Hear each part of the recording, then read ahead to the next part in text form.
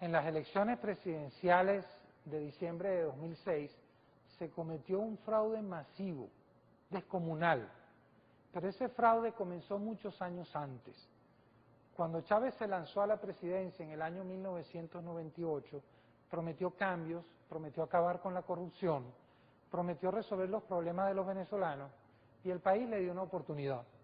Pero en lugar de hacer eso, se dedicó a promover un modelo castrocomunista, a perseguir a la oposición, a exportar un modelo contrario a la identidad nacional por toda América Latina, y eso le fue quitando respaldo popular.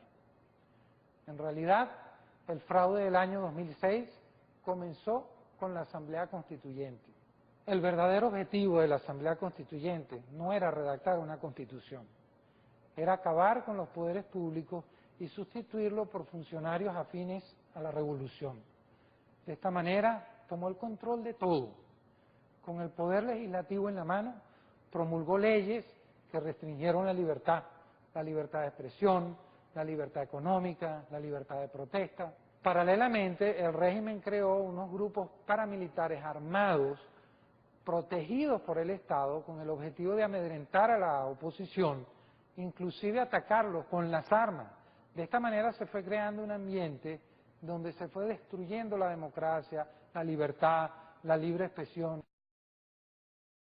El control de PDVSA le suministró al régimen una chequera inagotable para financiar sus proyectos internacionales, pero también para promover su proyecto personal, no el beneficio del país. El control del Consejo Nacional Electoral le permitió al régimen imponer una cantidad de condiciones inaceptables que invalidan cualquier elección.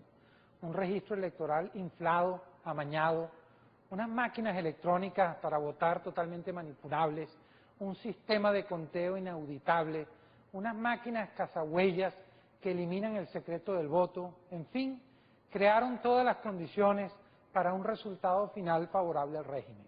Y la prueba de que el Consejo Nacional Electoral nunca fue imparcial y siempre estuvo subordinado al gobierno, es que quien fuera presidente del Consejo Nacional Electoral ahora es nada menos que el vicepresidente de la República. Todo este contexto conforma un cuadro de ilegalidad que anula cualquier elección. La elección es un acto de expresión de la voluntad, pero si esa voluntad está coaccionada, si se amenaza a la población con violencia, si no gana tal o cual candidato, si se amenaza a los empleados públicos con votar por un candidato o si no pierden el empleo, entonces no hay libertad, entonces no se expresa la voluntad popular adecuadamente. El fraude está en el contexto, en el cuadro general. No se puede aceptar una elección donde haya amedrentamiento, presión, grupos paramilitares, amenazas contra la gente y además con los poderes públicos totalmente controlados por el régimen. La suma de todo eso es lo que conforma el fraude. El problema es que hasta ahora los líderes de la oposición, en lugar de denunciar estas graves irregularidades, han participado en las elecciones sin haber las condiciones, no las han denunciado y de esta manera han legitimado todas las pretensiones del régimen, haciendo ver incorrectamente que Chávez cuenta con la mayoría de la población. ¿Dónde está esa mayoría? En la campaña presidencial del año 2006 no se vio en ninguna parte. El gobierno se veía obligado a llevar autobuses de una ciudad a otra para tratar de hacer ver que había cierta cantidad de gente, mientras que las manifestaciones de la oposición fueron masivas. Si Chávez contase con la mayoría, ¿no sería él el primer interesado en abrir las cajas, en contar los votos manualmente y en hacerle ver al mundo que cuenta con la mayoría? Pero no, en lugar de eso, reprime a la oposición, encarcela a la disidencia, eso porque tiene miedo. Miedo de que se sepa la verdad, miedo de que se sepa que el país no respalda este modelo castrocomunista.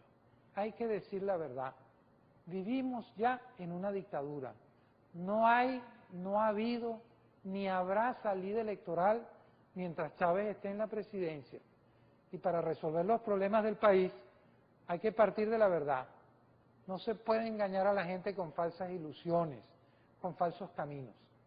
Y es necesario también sustituir a una oposición electoralista por una que organice a la población con otros mecanismos, que se organice una resistencia nacional.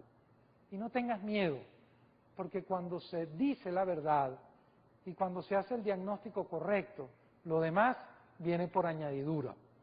Una serie de acontecimientos se van a dar en Venezuela. El fracaso de la economía, la represión, el descontento por el fraude, la combinación de crisis económica, crisis social, crisis política, problemas internacionales, generan una situación de caos que van a hacer que el régimen se derrumbe.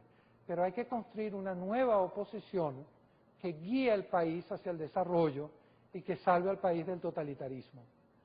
El camino no será fácil, al contrario, estará lleno de dificultades, de sacrificios y hasta de sufrimiento. Pero se los aseguro, el triunfo final será nuestro. El comunismo y el totalitarismo no tienen ninguna posibilidad de éxito en nuestro país. Y cuando pasemos por esos sacrificios, cuando estemos en esa situación difícil, recordemos, los próceres de la independencia, nuestros antecesores, lucharon y hasta derramaron su sangre para que nosotros tuviésemos un país libre y hermoso.